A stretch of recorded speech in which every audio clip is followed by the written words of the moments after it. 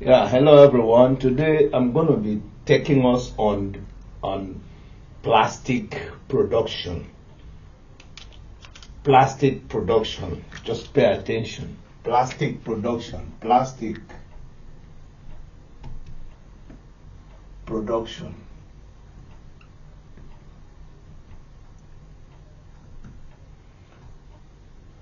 Basically, there are six basic kinds of plastic manufacturing. There are six of them, namely injection molding, blow molding,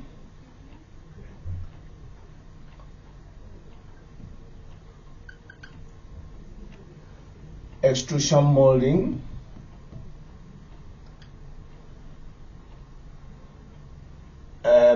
compression molding,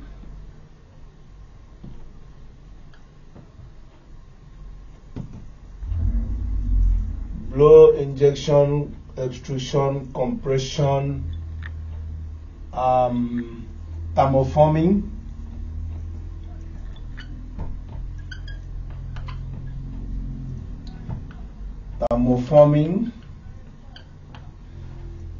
and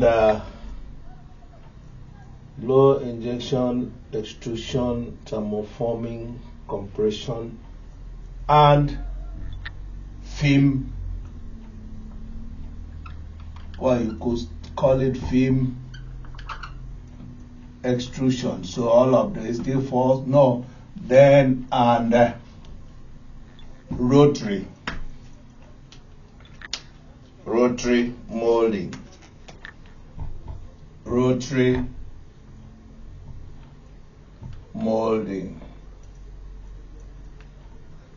Yeah, rotary molding. So 1, 2, 3, 6 of them here.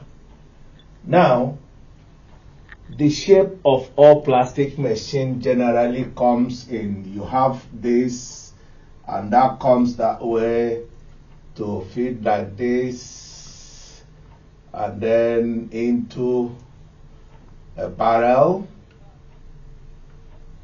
Yeah, it fits into a barrel. This barrel are surrounded by heater bands, heating elements, and there is a screw in here. So when you feed the plastic, the materials, it comes like resin or granules. Yeah, they are inside here. As they come in here, I believe you're seeing it, the screw transports the material as they come in here to this other end, all right, to this end. As it transports it to this end, all these heater bands, the job of the heater band is to heat the material so that it gets to the melting point of the material. Then the material comes out of this end,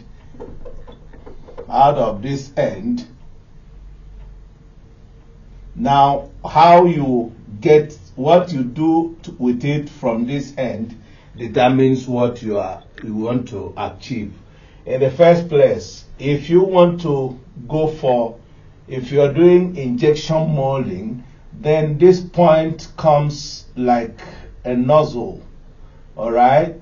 Nozzle is a nozzle form, and this nozzle, when you have mold, the mold is something that takes exactly the shape of what you want to produce, but they come in two halves. One is known as the punch or the mill, and the other one is known as the cavity or the female. Then the both of them will close together. When they come together, there is a hole in the center of the female one or the cavity, through which this machine will come in there at the center. It will make a very firm contact because the screw has already transported the material and loaded it here. This gate will now shut like a plunger, and a high pressure will be introduced behind here and push this material push this material, force it in throughout. As it is going and entering into the mold, it goes in to settle in between the cavity of the mold, the two molds that are closed together, and then taking the shape of whatever is in that mold, and then it will just go in there and settle and take the shape of whatever is there. Then cold water will run through the metal, the mold. Cold water will run through the mold to drop down the temperature of whatever you have produced.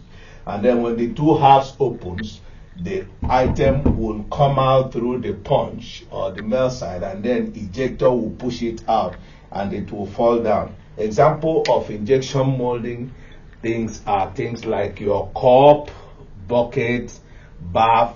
All those items can falls under injection molding, molded plastics. That's one. Then we'll now talk about the blow molding. Blow molding is just that this time around, instead of the tip coming this way, like the nozzle, like that of injection, blow molding this time flows is in this shape, and then it has a die head, and that die head will have another one. I could just give you the drawing this way, another one like this that will shoot into this place. So the gap between this cone end and this die head is where the material will ooze out from. It will start, the material will be oozing out from here, falling downwards. The material will ooze out like this, falling downwards. So the gap between this and this determines the thickness of what you are producing. As it oozes, then the two halves of the blow mold will come together and grab this material. The two ends of the mold will come together and grab this material. As it grabs this material to the desired length, then a knife will chop this off, and this mold will take it to another section where a blow pin will then come down into this mold and force a very high pressure into the system, making this plastic to bulge and take the shape of this mold. As it bulges and takes the shape of the mold which you are producing and settles there, again, cold water runs through it, to bring down the temperature of the mold, and then the material there will solidify. As it solidifies, the two halves of the mold, when it opens, whatever you have produced there will then fall off. That is all about the blow molding. Then we'll talk about that is the blow molding. Now, if you were to do film extrusion, it's the same thing, but the reverse is the case. On film extrusion, instead of this die head falling downwards, it rather goes up, it faces up this way, with the same die head like I have explained to you before. It comes this way, that's the die head, and it goes in here. So the gap between this paraffin and this die head, the gap between them is where the material will be oozing out from. But because it's facing up, the material oozes out of this place. Like I said, the gap between the two determines the thickness. But as it is oozing out of here, just like you have, maybe you're chewing your bubble gum and you put them out on your lips. A roller is now up there. Yeah, a roller picks the material that is oozing out of here, a roller picks the material that is oozing out of here, yeah, and then air is introduced into this place into this film. Air is now introduced in between the materials that is being oozed out. So that air will bulge the center of the film to the desired width you want the film to be. And then the roller that is up here, picking up the material steadily, maintains this air pressure that has been introduced in here, so that as it takes it up, it's pushing down the air remains between the die head and the upper roller, making sure that air remains there. So every film that is coming up there retains the same width as they are going. But before it travels from here to here, an ambient air, a surrounding air is introduced here to blow it, so that as it travels between here to this roller, the film would have cooled down, so that it doesn't come back again by the rollers. So it remains open like that, and the roller continues taking them and feeding to the lower roller for you to take. And that is how we get the blow molding result. That's the film extrusion result. That's how we get film extrusion result.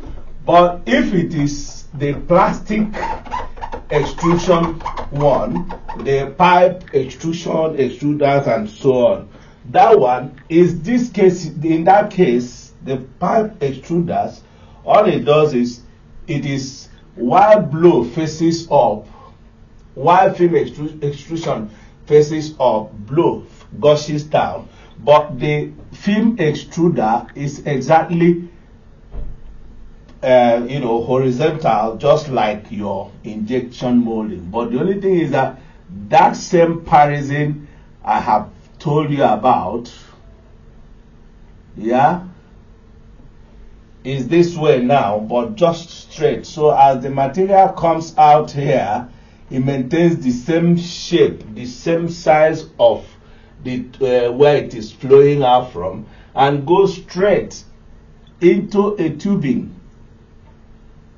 that making it to maintain the same size of where it is coming from, just like you have this. So the thickness of the tube will of the parisine will determine the thickness of this tube. But as it travels in here on this straight line, either some will use air to cool it so that it doesn't collapse, or some will make it pass through water. As it travels from that water to the other end, it must have cooled. And then you set the cutting machine at the intervals, at the length you desire, the desired length. Whenever as it travels, each time it gets to that length, a machine will just cut it. If it gets to that length, the machine will not. Otherwise, you get an indefinite length. But the machine is constantly supplying the material, and it is going. That is all about injection blow molding extrusion. Now, compression molding, that one you have like making your shoe soles. That one is just, you bring the mold exactly the shape of what you want to produce, but it will have the cavity, the male and the female. So the cavity, the mold will come together, the mold comes together. You just pour in the resin inside the cavity, and then the punch, the male, will come down. The material is melted. It comes down at a very high pressure and force the whole material, just like maybe you put a paste in your hand and you kind of want to squeeze it. You see, the paste will force itself into all parts of your hand, and if there's a little opening, it will even tend to leak out. And when you open, you see that it has the shape of that your hand. That's what happens when you put the resin here at that high temperature. The male comes down and push together with the female, and it will take the shape of what you have. When you open it, what you see is the shape of like shoe sole. That is for the compression molding. Then that takes us to the one we call thermoforming. Thermoforming is just if I were to put a hot water in a cup, very hot water in a cup, and I cover it with a film, you know, and that hot water is up to the melting point of that film. If you introduce, assuming you have a cup and you introduce heat, very hot air here, and you put a film here, by the time it gets to the melting point, you see that this film will collapse. It will collapse and fall inside this tube. As it falls inside, it will take the shape of this place, this body. That is exactly how it is done. You have this like that, and you have it like that, and then at a very high temperature that exists here, and you put the film up here, that temperature will force it to melt, and this will collapse and come and take the shape of this place. The film will come in and take the shape of this place. Then you cool back here. By the time you cool back here, you take off whatever has collapsed in here. That's how things like all these very thin, transparent cups for serving in occasion, and even your fridge internals, that's how they are made. They are gotten by thermoforming system. Then the last and not the least is the one we call rotary molding. Rotary molding is for things like your these very big storage tanks. They are done by rotary molding. And how do we get those ones?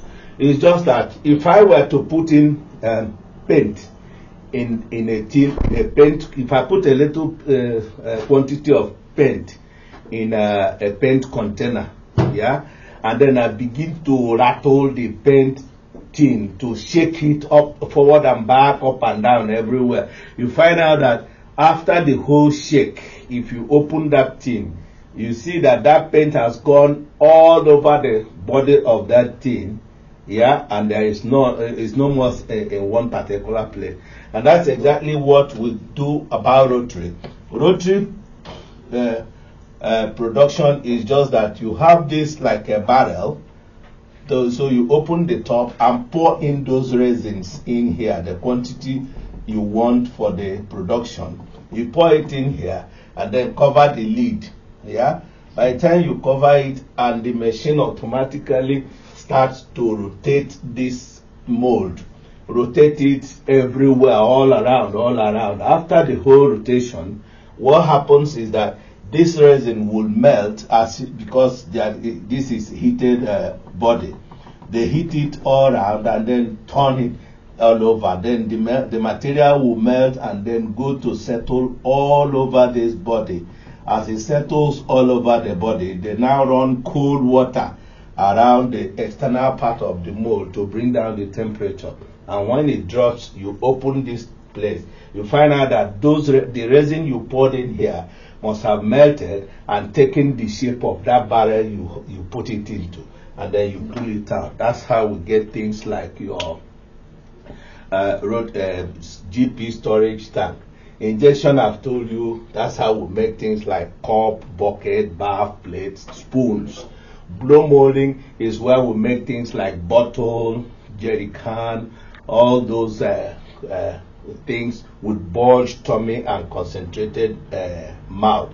Extrusion is where you either extrude for pipe, which is pipe extruder, or blow film, which is for making your cellophane, waterproof, everything. Compression molding is where you have things like your shoe sole and the rest of them. Thermoforming, you use that almost every day, because in occasion, those thin, transparent cups and so on and so forth, they are done by, and even your fridge internal, you will get all those ones by this system. While rotary molding, I have just finished explaining to them. This is all about plastic. The rest are variants. These are the basic principles for plastic manufacturing. You know, I'm always there. If you are my follower, anything, any question on this, feel free to call me, to contact me. I'll talk you through on them. Thank you very much. Bye.